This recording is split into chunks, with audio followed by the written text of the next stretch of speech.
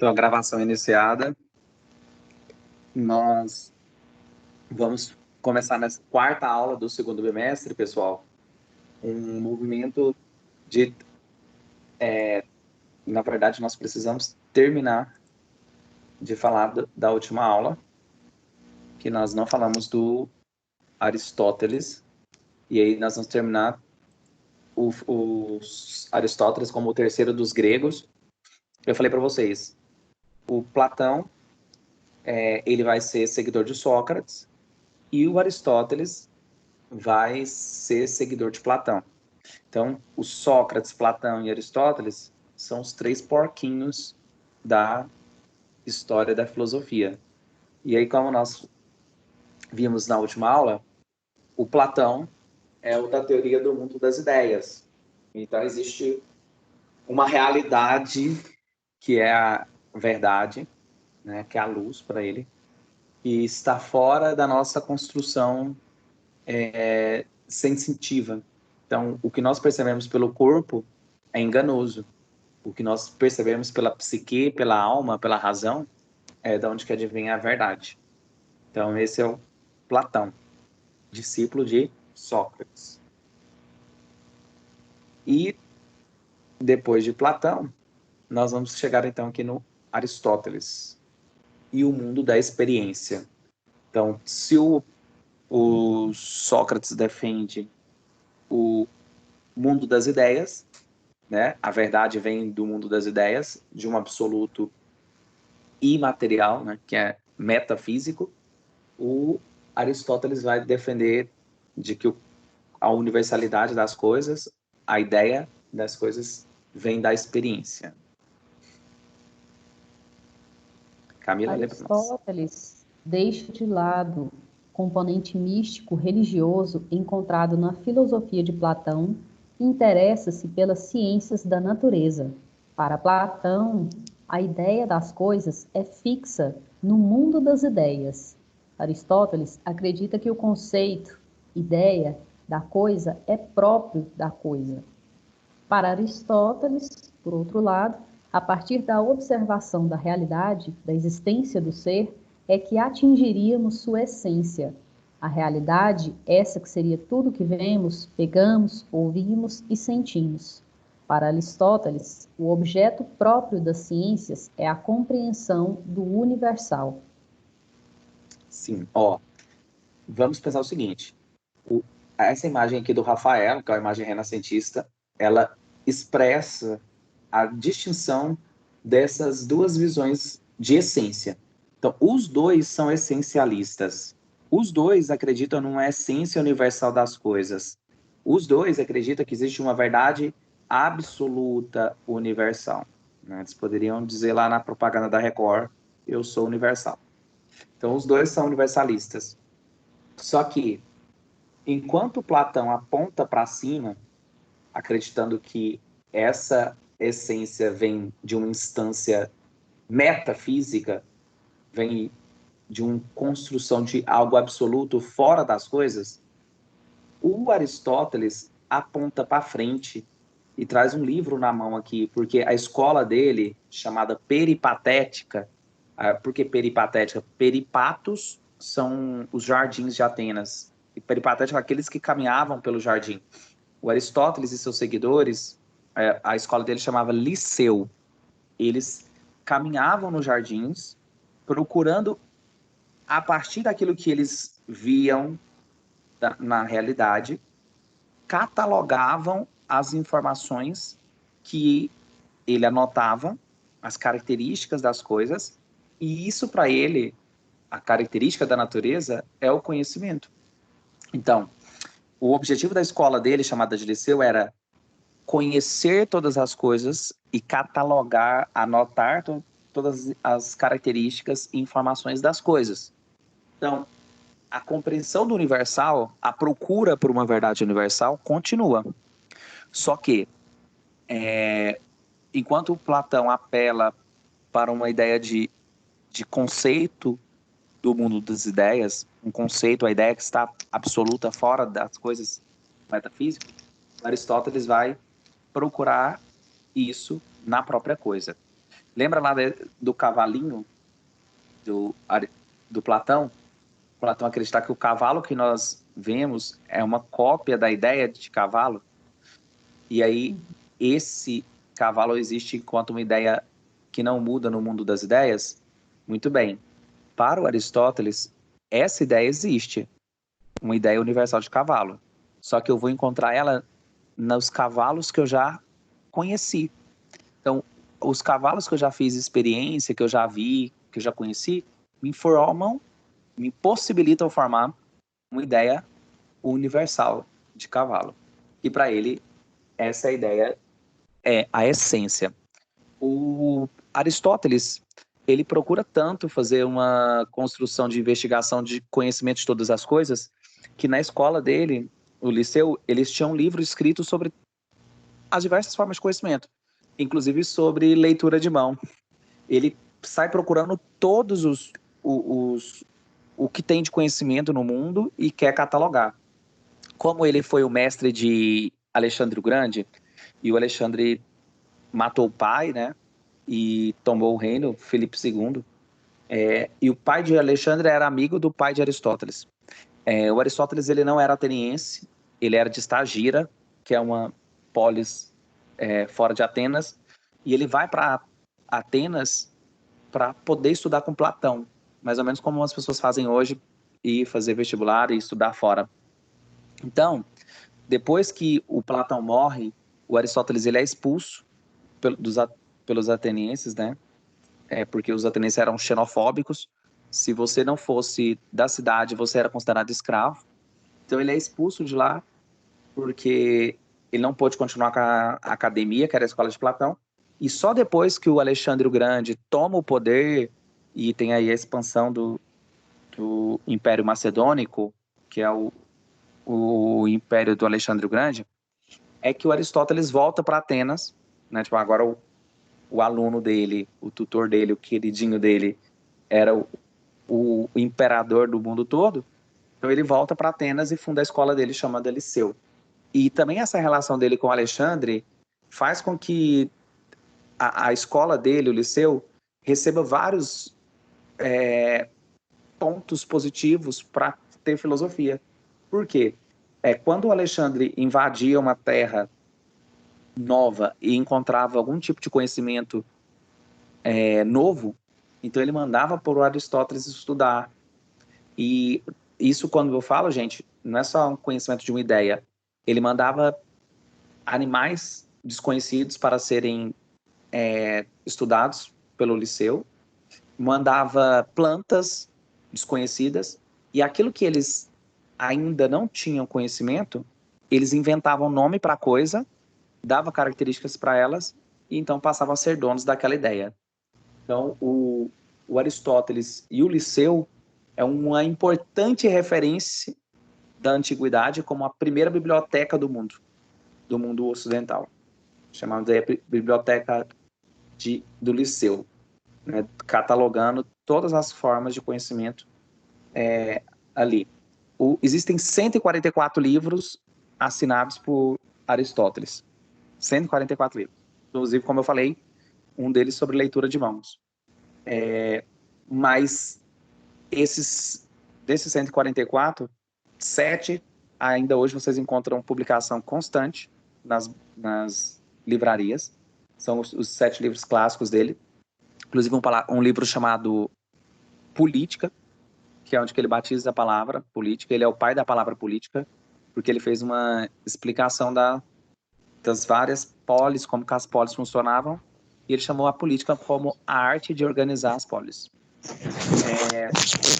Outra coisa também, sobre esses 144 livros, é que esses 144 livros nem todos são dele.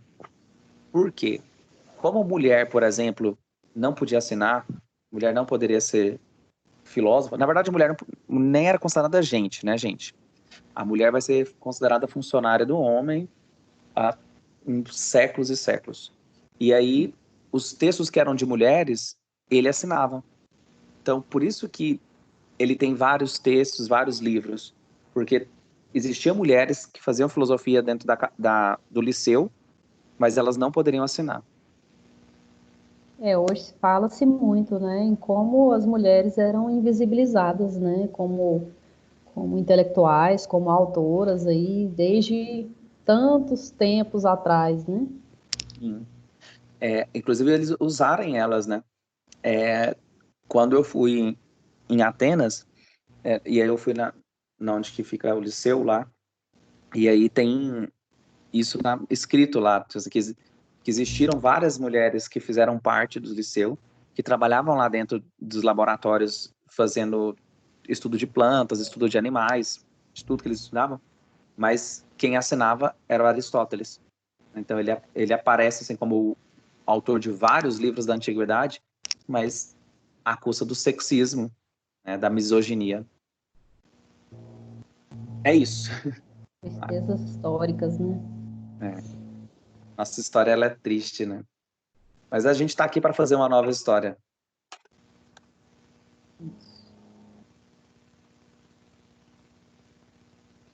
Pode ler. Aristóteles e o mundo da experiência.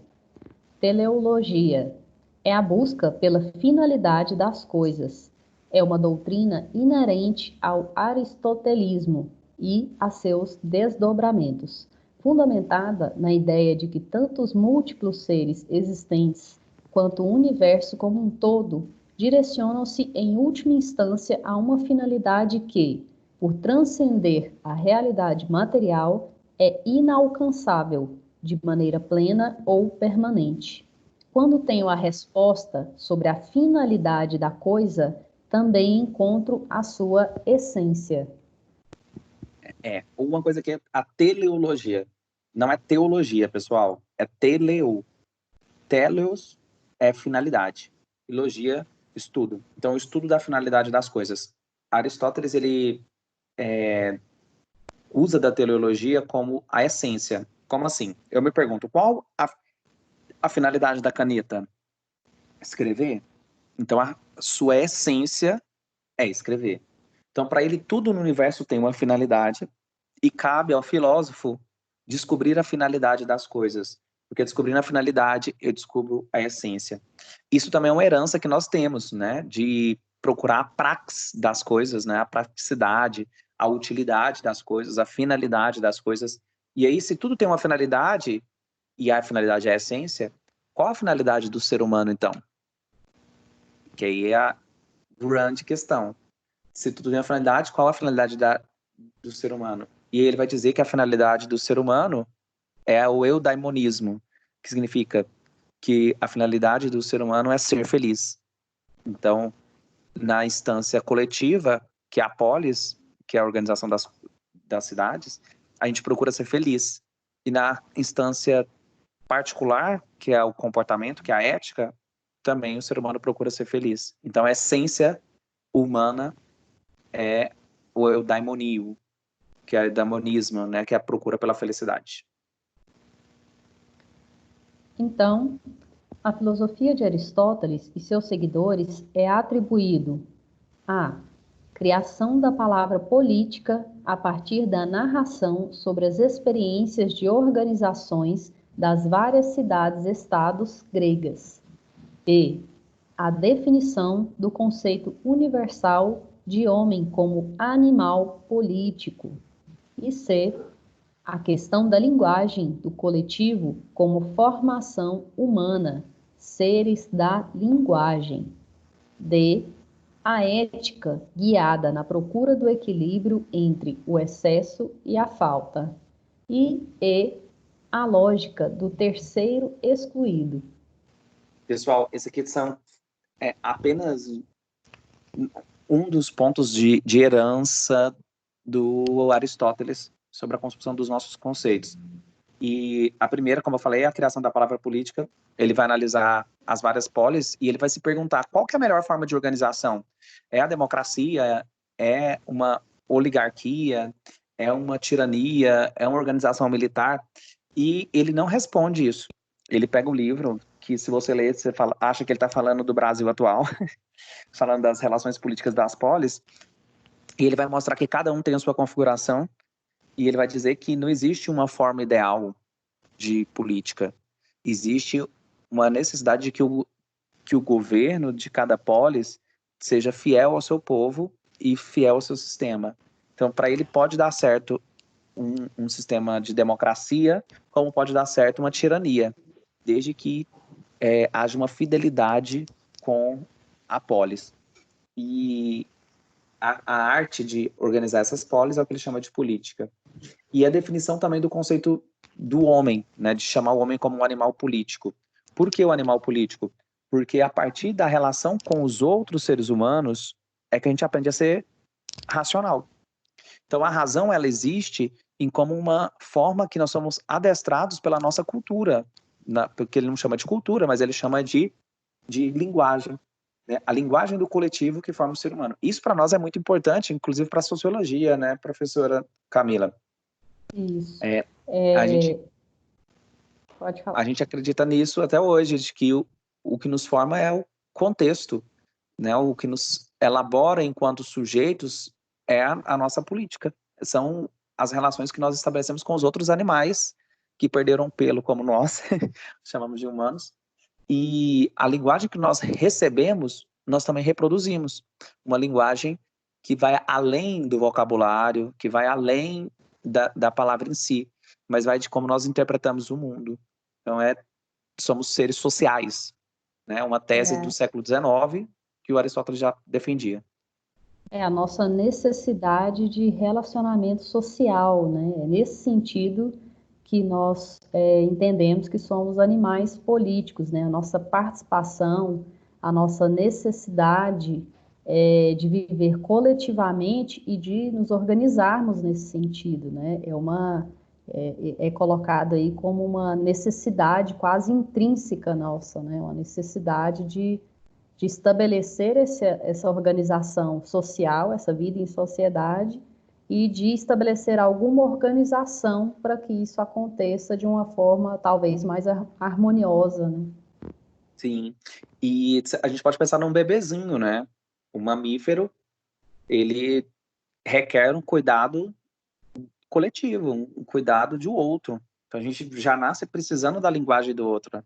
E aí a gente não só é cuidado, mas a gente também é estabelecido por, por essa política que nós recebemos, né? O homem como um animal político. Então, assim, o homem, aí responder, o homem é um animal racional? Sim. Mas antes dele ser racional, para ser racional, ele precisa ser político.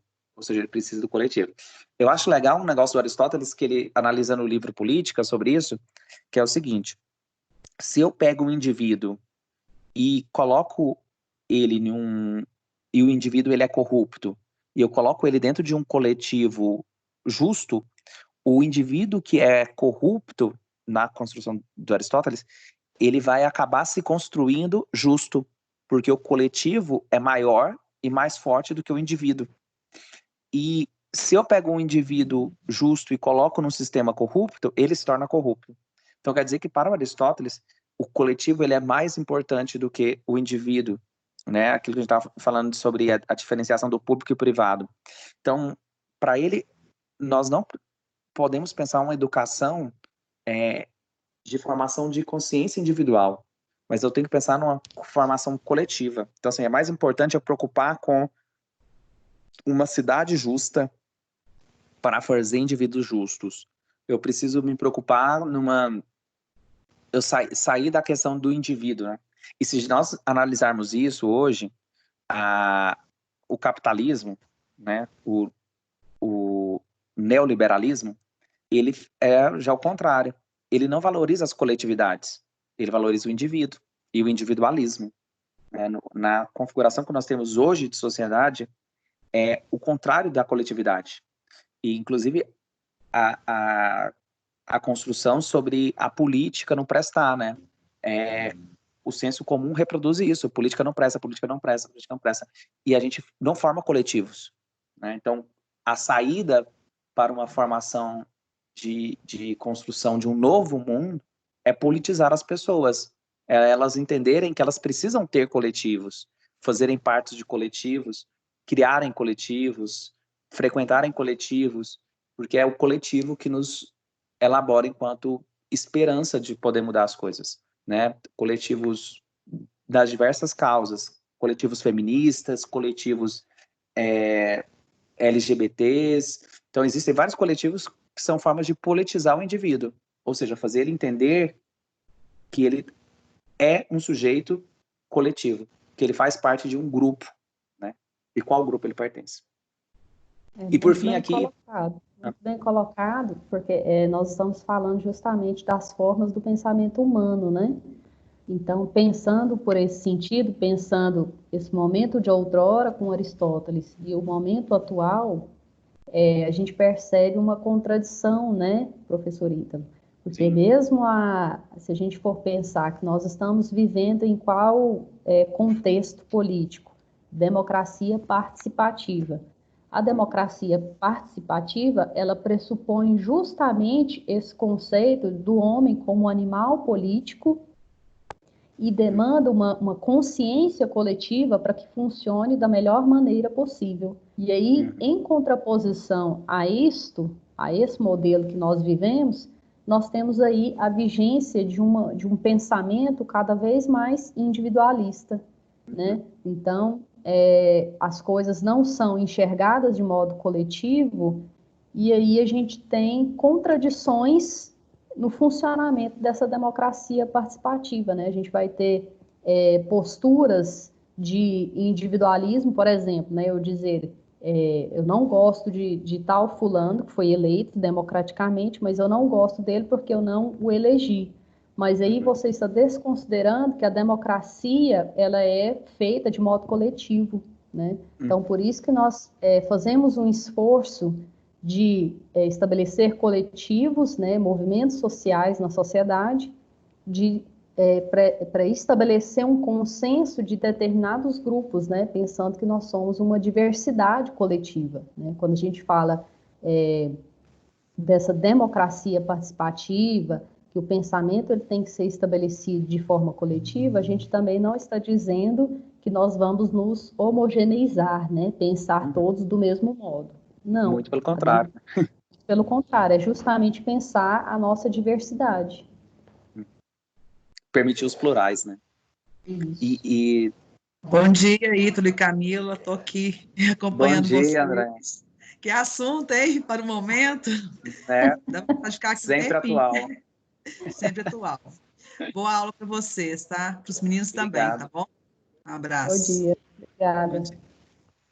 Então, é exatamente esse aspecto. E é difícil a gente conseguir pensar fora do individualismo, porque nós entendemos que as instituições da nossa sociedade atual, como elas são instituições neoliberais, e aí quando eu falo isso, escola, igreja, as instituições do Estado, elas valorizam o indivíduo individual e pressupõe que coletividades são negativas.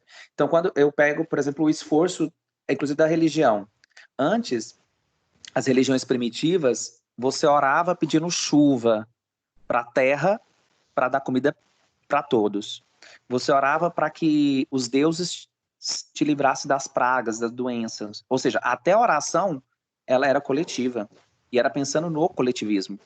Hoje, as orações são também formadas pelo individualismo, porque é a minha graça, a minha bênção, a minha prosperidade, né, a minha família, até as orações, as rezas, elas são marcadas hoje por esse individualismo, que é a formação do homem não um animal político, e sim um animal individual e individualista. Se a gente pode pensar também em outra coisa muito própria da nossa época, a Bíblia da nossa época, né, são os livros de autoajuda, que valorizam em extremo o individual, o homem como o seu pensamento faz você é o que você acredita que é. Então, é um esforço de individualização dos indivíduos, que é totalmente distante do que Aristóteles coloca. É isso. Pessoal, outra coisa do Aristóteles, a ideia de ser pai da lógica. A lógica que nós temos aí, que é A é igual a B, B é igual a C, logo A é igual a B, né? Uma lógica matemática, é a ideia de identidade não contradição, que é a ideia de que cada coisa é aquilo que é e não pode ser contrária. Ou seja, é o terceiro excluído. uma coisa ou ela é ou ela não é. Então ela é verdadeira ou falsa. Isso nos dá como herança a procura de uma verdade universal, absoluta, que não possibilita reflexões relativistas. Então, de entender que uma coisa pode ser assim para você, mas para o outro pode não ser, e pode ser assim para uma cultura, mas pode não ser para outra.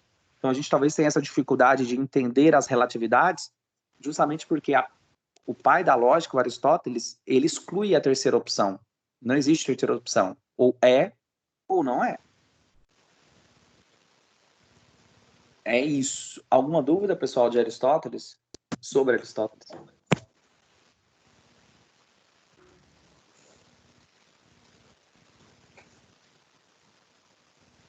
Gente, estão aí? Alguém acordado? Eu. Carolina, tá Toma acordada. café, precisa acordarem. Não, café é ruim, professor. Tô acordado, professor. Que mas isso, café é mó bom, mas eu tomei um leitão Café é o só. quê, menina? Café é ruim. Café é uma delícia. Inclusive, Tá escuta o tomando barulhinho café do errado então, minha filha. ó, meu café. Aí, satisfatório, cara, até o barulho. Até o barulho é bom. E você tá aí falando Professor, café. bom mesmo é um Nescau quente. É bom. Não, açúcar Tem faz que mal. gostar de Nescau, né? Evite Ouvi. açúcar, evite farinha de trigo. Testemunha de Nescau Evite aí. café. Café mal. Pétalo do céu, você toma café sem açúcar. sem açúcar. Ai, Não, aí já é demais, né? Olha, Isso aí. um conselho que meu pai falava, que os pós brancos matam o indivíduo. Professor, Farinha, açúcar, sal e cocaína. você tá parecendo o Jonathan. Ah, Segundo ano, ele toma café puro, aquele menino louco. foi eu que ensinei. Não, Meu professor, filho. pelo amor de Deus. Nossa, mó raiva dessa cena, velho. quando eu crescer, eu vou ser assim. Gente, vamos lá? Que a gente Bom, vai meu, agora professora, sair da meu quando idade. ficar adulta, porque eu não vou crescer mais mesmo. Vai sim. Nem que seja pro lado. Credo, professor. Vamos então para a bom. Idade Média. Então, o que que acontece? No final da Idade Antiga, como eu falei para vocês aqui com Aristóteles, nós temos a expansão do Império Romano, e aí nós temos um período chamado helenístico, que é a expansão do Império Macedônico, e o Império Romano era o que dominava, né? Ficou o dono da porra toda, e nós vamos ter essa queda do Império Romano no século V. Mas o declínio do Império Romano ele começa no século I, né, com a construção do enfraquecimento do Império Romano pelos bárbaros. Então, o Império Romano ele está caindo e ele precisa de algo para se reerguer, e que é nesse momento, com a queda do Império Romano e o início da era da cristandade, é o que nós vamos chamar de Idade Média. Então, a queda do Império Romano e os povos bárbaros. Vamos falar disso. Povos fora das fronteiras, sem cultura greco-romana. Então, essa é a definição de bárbaros, né? Quem são os bárbaros? Todo aquele que não é romano. Inclusive, chamar de bárbaro é um preconceito romano, que muitos povos, né, por exemplo, os vândalos, eles não se chamavam de vândalos. Os vândalos é um título que os romanos dão para eles. Então, os grupos germânicos, principalmente, ou seja, já que eles não eram romanos, fora de Roma, então eram bárbaros. Todos aqueles que não falavam a língua, né? A linguagem é muito importante. Inclusive, acredita-se que a queda do Império Romano se deu justamente por uma invasão da linguagem. A linguagem dos bárbaros começou a influenciar a cultura romana, e aí começa a queda do Império Romano. Então, todos aqueles que não são romanos são bárbaros, são considerados bárbaros. E os bárbaros aqui, uma tradução para a gente entender, seria selvagem. Eles vão ser chamados de selvagem. Os germânicos, principal grupo suevos, lombardos, teutônicos, francos, godos, visigodos, ostrogodos, vândalos, burgúndios, anglos, saxões. A economia agropastoril, ausência de comércio e moeda e ausência de escrita. Que é outra coisa que os romanos tinham a escrita como um poder, né? E eles vão sofrer, os romanos vão sofrer várias invasões violentas, várias invasões de guerra, mas eles também, como eu coloquei agora, eles vão sofrer uma invasão da linguagem, principalmente dos povos germânicos. Então, o que nós vamos ter? A Idade Média vai ser uma mistura, uma miscigenação da cultura dos povos germânicos com os povos romanos. Vamos falar dos povos germânicos. Eles, diferente dos romanos, que eles... a crença dos romanos, pessoal, ela estava enfraquecida. Digamos assim que foi um período do século I ao século V, nesse momento, que os romanos eles se tornam muito leis, né? Eles têm a República Romana, que eles valorizam muito o Senado, as leis, que eles chamam de cano, o cano das leis. Então, eles valorizam muito o racional e não apelam para os deuses. Os deuses romanos, eles ficam mais como crenças culturais, como lendas. Então, não tem uma credibilidade assim. Inclusive, um dos principais objetivos do imperador, quando ele declara o cristianismo religião oficial de Roma, é uma tentativa de resgatar a religião como cultura e fazer com que haja a adesão do povo pelo império. E eles vão encontrar os povos germânicos que tinham uma visão dos deuses totalmente diferente, né? Os deuses germânicos eram deuses raivosos, deuses que faziam bebedeiras e muito mais voltado para o sanguinário do que para uma ideia de justiça e uma ideia de bondade. As suas características, né, dos povos germânicos é que eles eram politeístas, né, acreditavam em vários deuses. Poder político se tratava da casta de guerreiros e comitatos, né, laços de dependência entre guerreiros. Inicialmente, eles não tinham propriedade privada.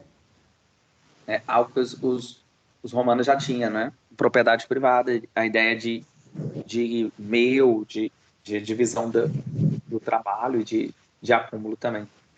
Esse mapa aqui é do antigo, né? Da ideia como funcionava a divisão desses bárbaros povos e os romanos, os germânicos, os vários reinos. Você percebe aqui que já há uma divisão de terra, né? Uma divisão de espaço, e como que eram divididos. O reino de Adoato aqui, que é a atual Itália, e inicia com a queda do Império Romano. E essa miscigenação dos povos germânicos que a gente falou, inicia-se um novo período, que é o período de organização social do trabalho, chamado de feudo, né, o feudalismo. E o feudalismo é o que vai qualificar esse novo momento, chamado de Idade Média. A gente tem aqui a ideia de ideais diferentes, né, que nós chamamos de poder ideológico da Idade Média, mas, sobretudo, a configuração social do trabalho, que é o feudo. A economia. Aí as características, né, desse momento. A economia era agrícola, autossuficiente, ou seja, trabalho para subsistência, sem comércio e moeda. A unidade econômica básica era o feudo. O manso senhorial, castelo mais melhores terras, menos castelo mais melhores terras.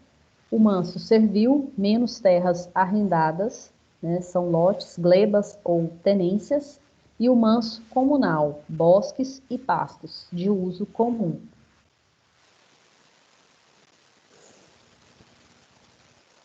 O feudo, Essa figura- o desenho representa os elementos de um feudo. Ao centro e com a proteção do rio, percebe que esse rio de fora era uma forma de proteção. E aí, aqui nós temos uma ponte, né?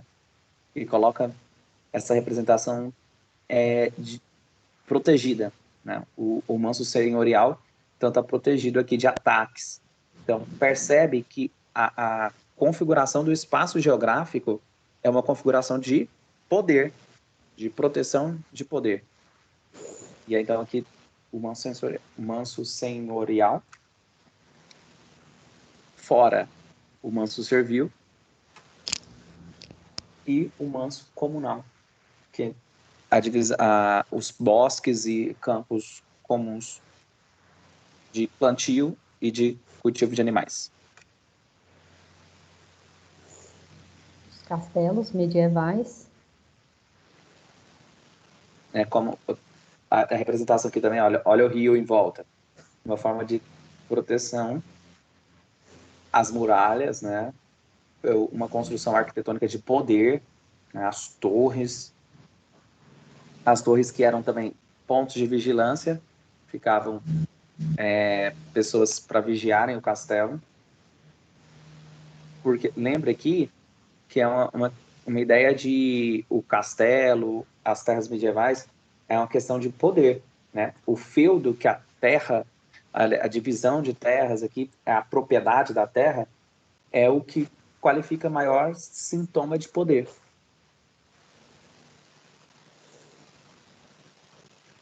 A sociedade feudal, ela se dividia aí, né? A figura vai mostrar a exemplo de uma pirâmide, né? Que estabelece o poder do mais alto para o mais baixo. O clero, terra, mais poder, político, mais poder. O poder era ideológico, né? A ideia de salvação. Enquanto a nobreza, um outro grupo, terra mais poder. Poder político, né, de defesa. E lá embaixo, né, um grupo maior, porém com menos poder, os servos. Obrigações, corvéia, talha, banalidades, tostão de Pedro, dízimo, mão morta, captação, formariagem. A sociedade era estamental, posição social definida pelo nascimento, o poder vinculado à posse e extensão da terra, os laços de dependência pessoal, suzerania e vassalagem entre nobres e o senhor e servos. Olha, a gente precisa entender aqui, pessoal, como que as coisas foram constituídas assim. Então, a sociedade estamental, ou seja, uma divisão de classes sociais organizadas com poderes distintos, poder ideológico, poder político, e a servidão, né, os servos, é uma coisa que nós estamos vendo desde do Egito Antigo, né? Piramidal, sociedade piramidal. Em cima da pirâmide, ou seja, uma pequena parte, exerce um poder maior sobre aqueles que estão embaixo. E aí, uma coisa aqui para entender, como que a igreja se torna, nesse momento, o clero, sobretudo, se torna um poder político ideológico. Como nós estávamos falando, como o Império Romano estava em declínio e o imperador, na próxima aula nós vamos ver melhor sobre a história do cristianismo, mas como o império ele está enfraquecido, o cristianismo ele é utilizado como uma maneira de adesão política. O cristianismo ele estava crescendo proibido, e aí depois que ele é oficializado como religião oficial de Roma, é a tentativa de, opa, gente, eu preciso de mais adeptos. E aí, como os servos vão acreditar que o rei tem poder? Como que os servos vão dar poder ao senhor feudal? Simples. A expressão que nós temos hoje, a voz do povo é a voz de Deus. Essa expressão qualifica um poder ideológico que a gente acredita na democracia. Então, o povo fala, é voz de Deus. Então, ó, a voz do povo é a voz de Deus. Naquele momento, era uma outra expressão ideológica, que era a voz do rei é a voz de Deus. Então, para o rei ter poder, para ter legitimidade à coroa, era preciso que ela tivesse a bênção da igreja. A gente até fala, a espada e a coroa, ela é abençoada pela cruz. Então, o rei, ou o senhor feudal, ele precisava de algum vínculo ideológico sobre a crença para que o povo legitimasse o seu poder. Mas como que ele iria mostrar para o povo que o rei era de Deus? Simples. O que era a principal referência de poder que eu falei agora para vocês? A terra. Então ele doava parte das suas terras para a igreja. Então ele legitimava a sua espada e a sua coroa em uma troca de terras, né? Uma moeda de troca aqui, as terras. E nisso a igreja cristã, católica, daquele momento, que é o primeiro princípio aqui do cristianismo, se torna a grande detentora de terra, a maior detentora de terra feudal. O clero, então, vai possuir poder político e ideológico por uma vassalagem que existia entre os nobres. O que é a vassalagem?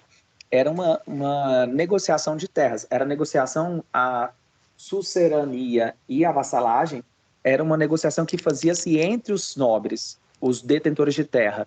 Eles faziam trocas entre eles, negociação entre eles, parceria entre eles. E a parceria que eles faziam com os servos era a troca de serviço. E, olha, eu vou ceder essa terra para você, camponês, para que você plante. E em troca disso, eu vou te dar segurança. Eu tenho aí os soldados que vão te fazer se sentir seguro. Mas não é bem assim. Eu tenho juros, né? Que aí a ideia inclusive a palavra banco surge aí, né? Os bancos que ficavam fora do feudo, onde que lá sentava num banco, o cara que ia contabilizar o que você produziu e ia guardar o que era do rei, o que ficaria com o castelo, o que ficaria com a nobreza, o que ficaria com a igreja. Então, essa divisão aí de senhor e servo. Então, você produziu, e seria o dízimo, né? A troca de mão, o que você vai pagar de dízimo, o que você vai pagar de tributo.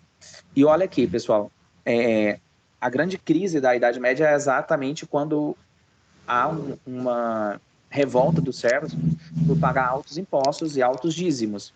Isso podemos dizer que não era alinhado.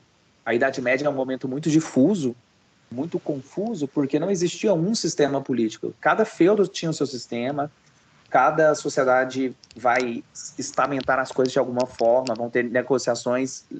As leis, elas são mais decretos, decreto do rei, né? Então, o rei decretava e assim estava válido. Coisas absurdas eram decretadas, de vaidades pessoais do rei eram decretadas, não se pode isso, não pode comer aquilo, por mera vaidade dos principados. E isso tipo assim, cada reinado vai cobrar um tipo de imposto. Então, chegava a ter impostos de 70% a 80%.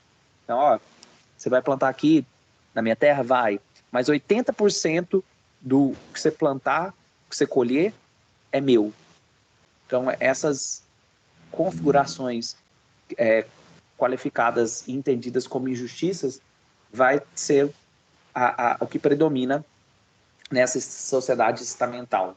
Descentralização política. A política, né? Descentralização e a ideologia teocentrismo, né? A igreja como maior instituição atuante em todos os setores, o conformismo, continuismo e a ética paternalista cristã. Uma das nossas heranças é a ideia patriarcal, né? Vinda da cristandade e legitimada, sobretudo, pelo medievalismo. Olha só, pessoal, teocentrismo. O que significa a palavra teocêntrico? Deus no centro da atenção e reflexão das coisas. E essa atenção e reflexão teocêntrica, ela não é só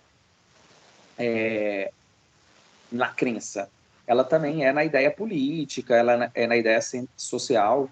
Então, tudo era interpretado a partir do Theos, ou seja, Deus, o Deus cristão, que é o que vai predominar naquele momento. Existia várias crenças. A Idade Média é uma idade... nós temos registro de várias coisas, inclusive de contos, de fábulas, bruxas, né? Tem muita a ideia de bruxaria aí. Só que todas as crenças que não cristãs eram perseguidas. Então, e toda a configuração também não cristã era perseguida. Então, existia um conformismo, ou seja, um conforto, se eu nasci servo, eu tenho que ser servo. Às vezes, a única forma de sair de uma classe social, de uma casta, né, social, quase que casta, era se a pessoa entrasse para o convento e se tornasse um religioso. Ou comprasse o título, né? Porque até o século V, o título de bispo, o título de monge, era um título, inclusive comprado na igreja. O padre, né? O padre que era o pai da família. Hoje, para ser padre, você entra, faz uma carreira religiosa. Mas, na Idade Média, ser padre não era necessariamente uma carreira de clero, né? O clero, ele era uma classe social, era um título. E outra questão característica aqui também é que o judaísmo, ele permitia vários casamentos. Os cristãos vão construir uma sociedade paternalista de monogamia a partir da cultura romana. Porque até Santo Agostinho escreve no século V, olha, a partir de agora, ou seja, século V, a partir de agora, pela cultura romana, não é mais permitido casar-se com mais de uma mulher. Mas até então era permitido. Inclusive era permitido ter amantes, né? Você não poderia, tipo assim, ter... A mulher era uma propriedade do marido, uma propriedade, inclusive, de serviços domésticos, e que justificava o marido, se ele tivesse capacidade de ter várias mulheres, né, para bancar várias mulheres, ele podia ter, mas ele também podia dispensar. E existia, entre eles, critérios de quando eles poderiam dispensar a mulher ou não. E às vezes eles tinham que dispensar, se ela não arrumasse um outro homem para ela, ele tinha obrigação de continuar mantendo ela.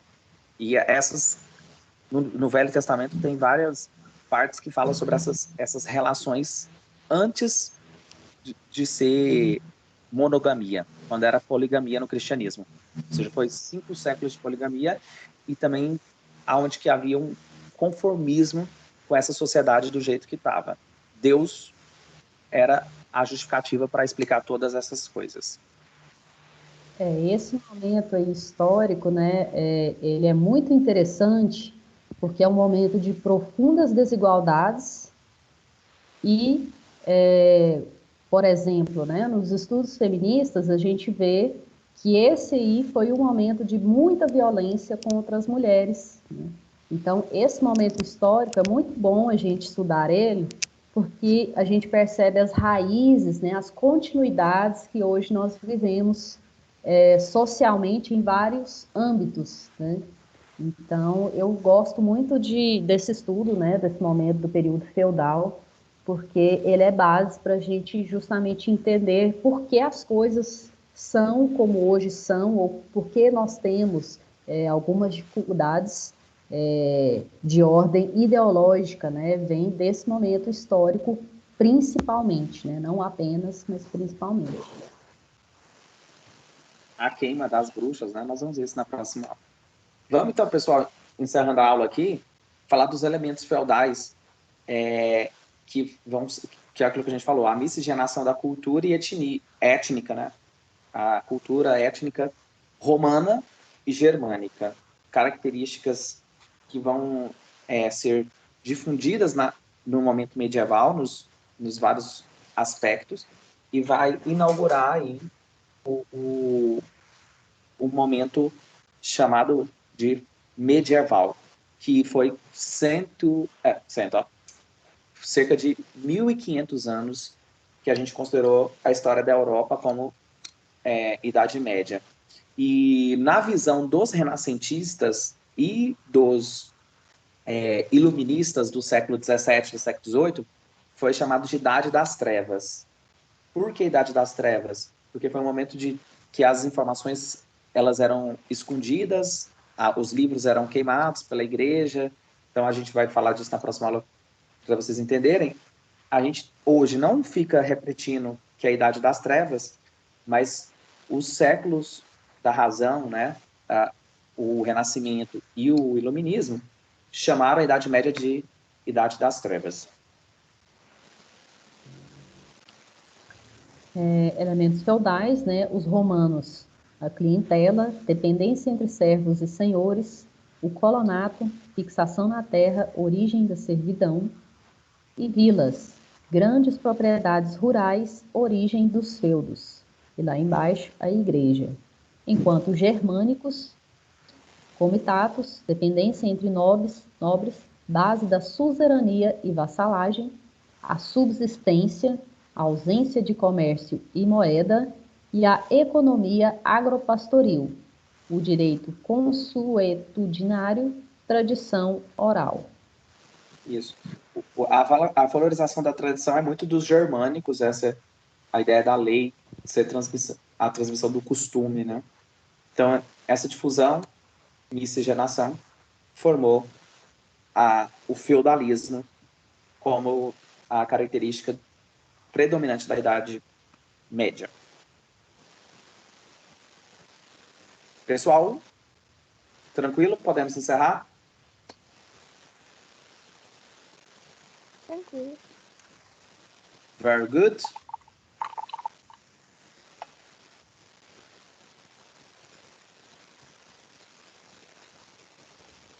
Então, um abraço aí, professora Kátia Regina, né, que vai entrar agora.